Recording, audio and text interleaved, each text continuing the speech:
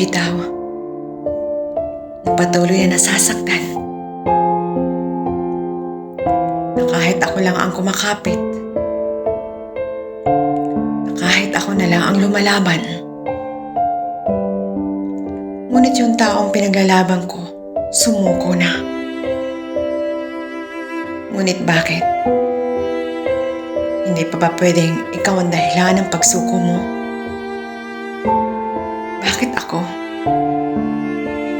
Maraming dahilan noon upang iwanan ka. Ngunit nananatili ako dahil mahal kita. Isa sa mga dahilan bakit hanggang ngayon nananatili ako sa iyo. Ngunit ikaw ang tanging unang sumuko. Alam ko, ramdam ko, wala na ako sa iyo. Ngunit kahit anong gawin ko, palaging nauuwi, ikaw ang panalo. Kahit ang puso't isip ko, pagdating sa iyo, panalo parati ang puso ko. Alam ko ang sakit. Alam ko mahirap. Ngunit hindi ko pinagsisiksikan ang sarili ko sa iyo. Ginawa ko lang sa tingin kong tama sa pagmamahalan nating nabuo. Ngunit sa huli, ako lang pala ang lumalaban. At sa huli, ikaw pa ang sumuko. Mahirap ba akong maunawaan? Maintindihan? Ngunit parating ako pagdating sa iyo ang mali. Bakit ikaw?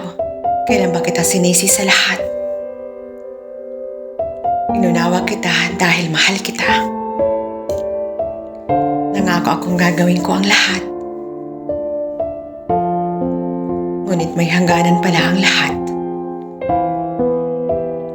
Dahil kahit anong gawin kong pag-iintindi at pag-uunawa, at dahil sa sobrang pag-iintindi ko, di na kita maintindihan. Dahil sobra na ang sakit ang mga nangyayari. Pero tama na.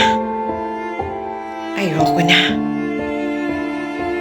Ayoko ng pangalawa sa lahat ng gusto mo. Na kahit nakikita ko na ang mali sa iyo, nagiging tama. At sa huli, ako ang mali. Ano ba ang basihan ng pagmamahal?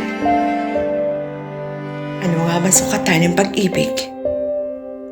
Ngunit para sa iyo, sa una pa lang alam mong ano ka lang sa buhay niya. Kaya pala di ko makita.